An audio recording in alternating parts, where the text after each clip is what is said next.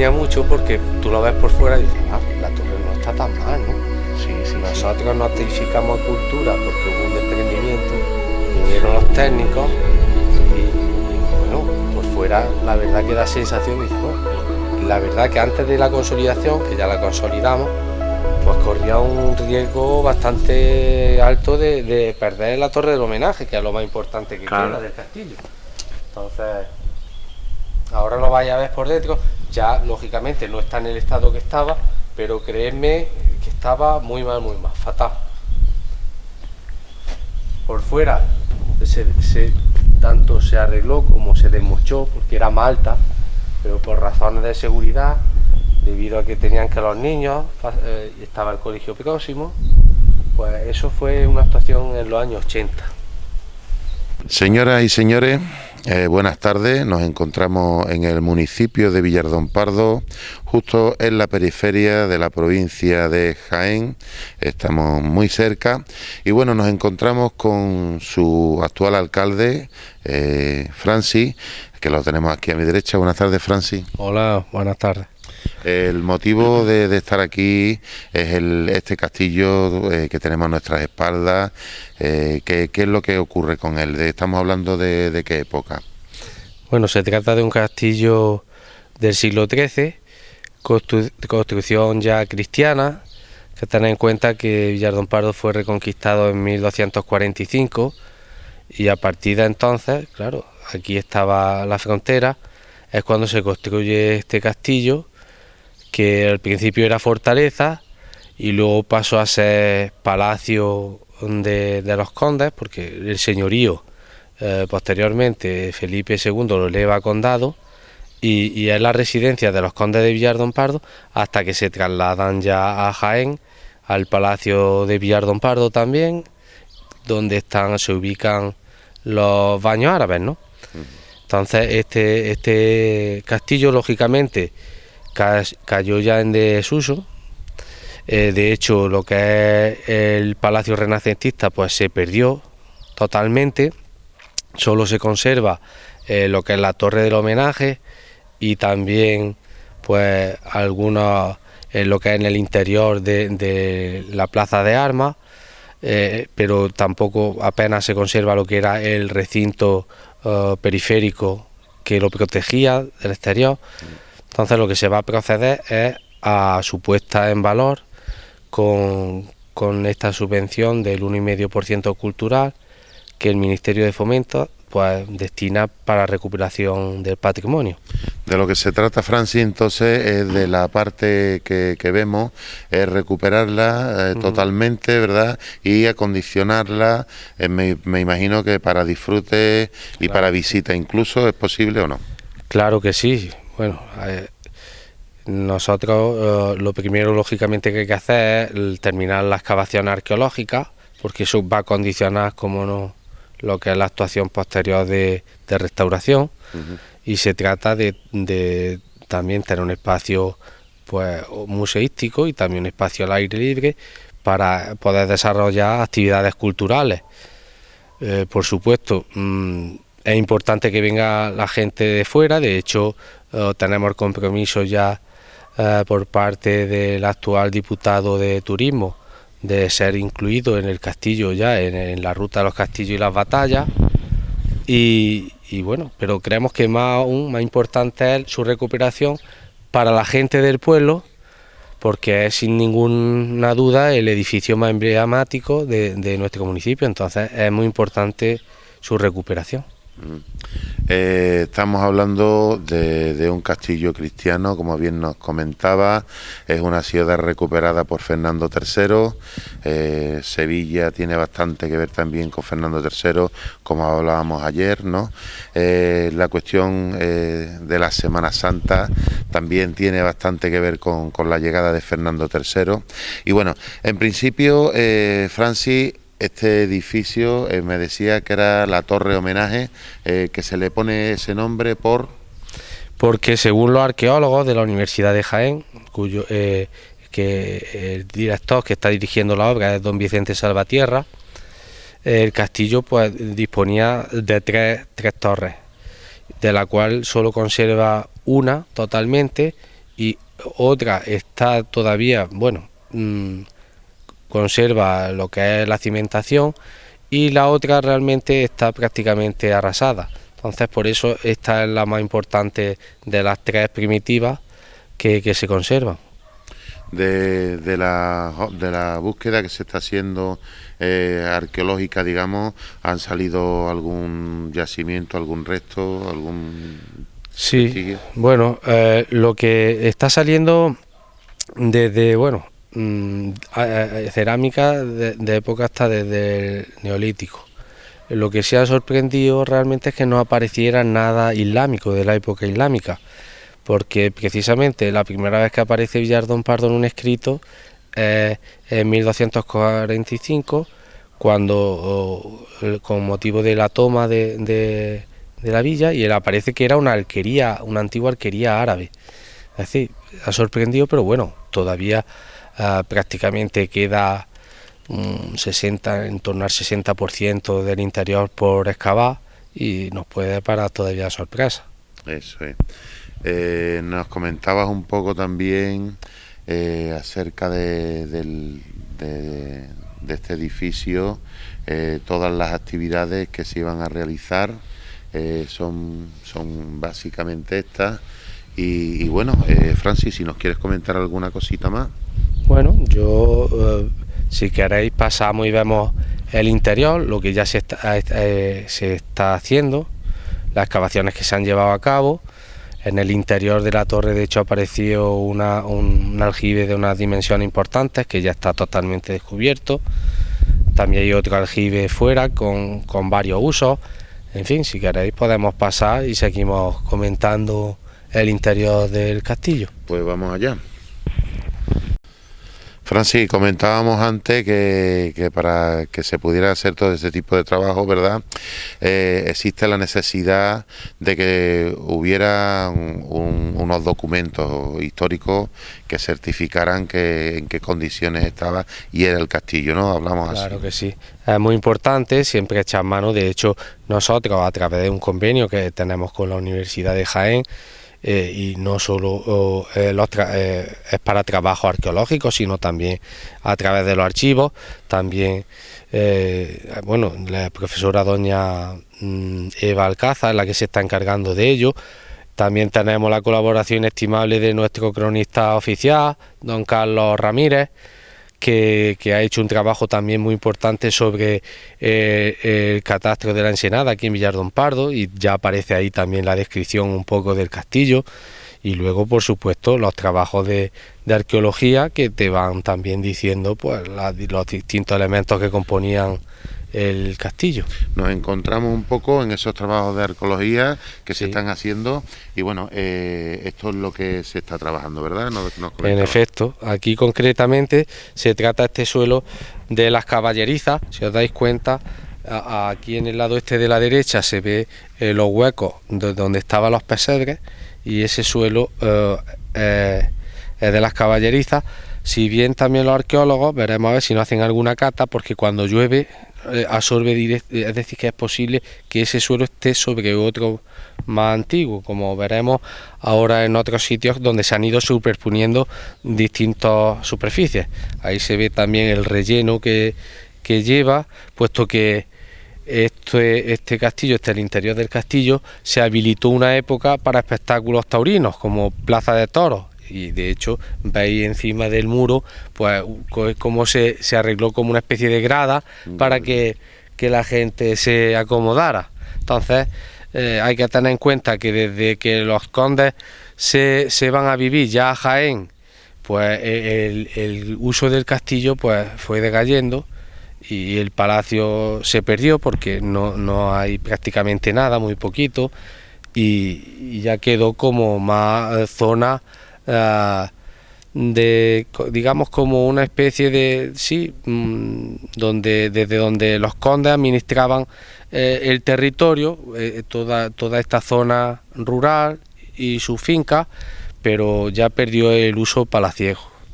Vale, bueno, pues vamos a ver la otra parte que nos comentaba. Ya. Esto que estamos viendo exactamente sigue siendo parte de este trabajo de excavación, digamos. ¿Qué es lo que podemos ver, Francis? Bien, pues vemos como ha aparecido un aljibe en el cual hay una escalera de acceso, también los huecos para unas tinajas, y luego sobre este aparece un suelo de espiguilla y sobre el mismo un muro, es decir, que se ha ido superponiendo distintas estructuras con distintos fines, claro. Podemos decir entonces que bueno, que estamos viendo varias capas de la historia de esta fortaleza, ¿no? De este castillo. Así es. Ahora, si os parece, pasamos hacia la base de la torre, donde parece ser que se encuentra la crista y que queda todavía por excavar, pero que bueno, ya se puede ir viendo algo, y también el interior de la torre, donde ha aparecido un aljibe importante, una dimensión importante. Pues vamos allá. Vale. Bueno, ¿Sí? ¿Dónde estamos ahora mismo, Bueno, Francis? concretamente aquí es donde se quedaron los trabajos arqueológicos, y bueno, parece ser que el embovedado, que puede tratarse de la crista del castillo. Vamos a ver, habrá que como vemos aquí hay una potencia importante de relleno, y cuando esto se saque, pues ya veremos debajo de todo esto lo que nos encontramos, pero bueno, apunta que puede ser eso. ¿La crista qué parte sería del castillo? Bueno, ¿Cómo se define crista? ¿A qué te refieres? donde tendrían enterramientos, porque claro, hay que tener en cuenta que ya dentro de la iglesia había enterramientos, y cuando se fueron a Jaén, el panteón de los condes estaba en el convento de San Francisco, lo que hoy es la Diputación Provincial. Entonces, puede haber aquí una crista, o puede tratarse de otra edificación. Hasta que no se levante, pues realmente no sabemos con seguridad, pero es posible. Bueno, pues te seguimos hacia otro espacio distinto. Nos encontramos en el interior de la torre, ¿verdad, Francis? ¿Y qué han encontrado aquí? ¿Qué podemos ver? Bueno, aquí se hizo una actuación, por un lado arqueológica, descubriendo lo que es el aljibe, que apareció, que realmente no lo esperábamos. También hay ahí una puerta anterior al mismo, que sería de un acceso a la torre. Y aquí lo más curioso, además del aljibe, en el que se ve la bóveda, y que lógicamente esto habrá que cubrirlo con cristal o metacrilato, lo que se trata es de recuperar la entreplanta y la terraza de la torre. Ya se actuó en una obra de consolidación, porque corría un riesgo importante de que se hubiera derrumbado, y bueno, ahora con el 1,5% pues va a ser posible dicha recuperación. Bueno, Estos decían que podía tratarse de cuando el terremoto de Lisboa, que salieran estas rajas, porque eso afectó a esta zona bastante. De hecho, en Porcuna, por ejemplo, se cayó la torre de la iglesia, y está aquí de cerca. sí, bueno, en el espacio que estuvimos ayer, por ejemplo, en la Plaza de España, ¿no? Aquel ayuntamiento, aquel edificio que era el teatro, también comentan que parte de esa fachada de edificio se cayó y tuvieron que trabajar en ella por reconstruirla. Desde ahí, desde el hueco ese, se ve también el castillo del Berrueco, que está aquí muy próximo. Sí, ahí puedes filmarlo si quieres. Pues si no, da la vuelta por aquí, por si por ahí. ¿Lo tienes? Sí. Francis, ¿dónde nos encontramos ahora mismo? ¿Qué punto de la torre? Pues estamos en la que sería la planta baja de la torre, bueno, a la cual se accedería desde la primera planta del palacio. Es decir, el palacio estaba aquí y se accedía a la planta baja, puesto que ya hemos visto que lo que nos encontramos más abajo es el aljibe. Estamos viendo unas vistas espectaculares de los olivos, el monocultivo jiennense, y nos comentabas también qué podemos ver desde aquí.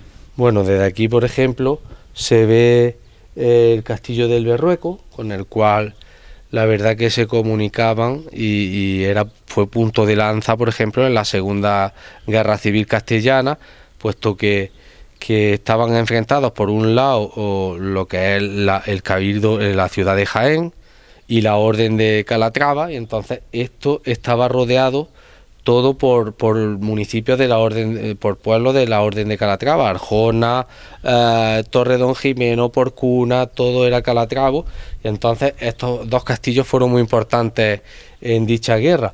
Desde aquí, ¿Estamos hablando de qué año? Pues concretamente la Segunda Guerra, de tiempos de Enrique IV y del condestable, de don Miguel Lucas de Iranzo. Estamos hablando del siglo XVI. De acuerdo. Desde aquí lo que también podemos ver, por ejemplo, Sierra Mágina, allí se ve Mancha Real, el centro de la provincia de Jaén es la ciudad de Baeza, y cuando los días claros se ve Baeza, es decir, que toda la parte occidental, desde ahí desde muy mirador lo podemos ver, desde la subbética cordobesa hasta Sierra Morena, todo lo barremos. Ahora lo veremos con un gran detalle. ¿Qué estamos viendo? Una parte de la torre, ¿verdad? En efecto, vemos esta parte en la que se encontraba el Palacio Renacentista. Ahí de hecho se ve el hueco de la chimenea del palacio, y aquí vemos esta puerta que es la que está cegada cuando se construyó el aljibe, y ahí esa sería la del acceso desde la primera planta del palacio a la torre. Vale. Digamos que estamos viendo las distintas alturas que tenía la edificación. En efecto. Eso es. Así es. ¿Y este hueco nos comentaba? Sí, esto parece ser que se trata de un nevero, pero bueno, tiene una profundidad de unos 4 metros y tenía un muro, en un lateral un muro con unas piedras de unas dimensiones importantes. Creíamos que se podía tratar de un pasadizo, pero se desmontó y no apareció nada, es decir que estamos todavía a expensas de alguna sorpresa, puesto que hay que excavar también todo esto y seguramente saldrá algún silo. Por allí había uno, aquí también había un enterramiento, y bueno, queda todavía mucho por excavar realmente. Perdona, Francisco, antes hemos hablado desde ahí arriba que se veía el castillo del Berrueco. En efecto. Y me parece que hablaba del siglo XVI, después fuera de sí, cámara. XV, en efecto. ¿Has dicho algo? Claro, es más del siglo XV, sí. Sí, es que el Villardón Pardo, como el Berrueco, pues pertenecían, bueno, concretamente esto era un señorío, pero como sabéis, Teresa de Torres, la señora de Villardón Pardo, de Escañuela y de Villargordo, pues, y Fuensomera, pues contrajo nupcias con el condestable Miguel Lucas de Iranzo. A raíz de eso, pues digamos que todo este señorío pues se convierte aliado del concejo de Jaén.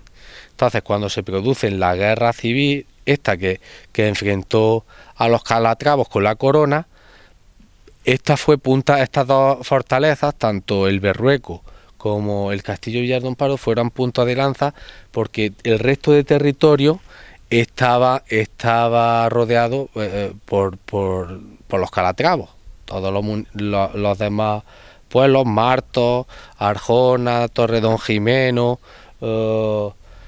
Lopera, Porcuna, eran territorios de la Orden de Calatrava. Entonces fue muy importante porque eso permitió, por ejemplo, que desde aquí partieran caballeros del señorío y del concejo de Jaén contra Arjona en estas batallas que tuvieron por la corona de Castilla. Lo de se está ido por los cerros de Úbeda, ¿a qué se debe? Sí, que por lo visto es que cuando la toma de la ciudad de Úbeda, uno de los caballeros, capitanes de la caballería, pues se quitó de en medio y apareció luego una vez que la ciudad ya estaba tomada, y alegó que es que se había perdido, que dijeron, pero ¿dónde ha estado durante el momento de la batalla, no? Y es que se había perdido por los cerros de Úbeda y desde entonces viene ese dicho, ¿no? Curioso, ¿no? Significa. Vale, bueno, pues Ahí se ve también desde aquí. Te lo tiene muy trabajado, porque hombre, es arqueólogo de estos que tenemos aquí son de época medieval, pero Sí. Paco, como sabes, es de historia antigua. Sí. Y yo cuando viene algunas veces, pues nos hemos ido por ahí, por los cerros ¿De Úbeda? no de Úbeda, de por aquí cerca. Entonces estamos justo en medio de 3 oppidum iberorromanos. Eso Fíjate. es muy importante. Claro. Aquí es uno de ellos, el cerro aquel, cerro Villargordo, que se le llama, o también... un momentito, está grabando, ¿no? Sí. Paco Francisco, perdona, Francis, nos comentabas que nos encontramos en qué parte, Bueno, históricamente, historia en nuestro antigua. pueblo, pues bueno, tiene restos ya, como hemos dicho antes, desde la época del Neolítico han aparecido restos.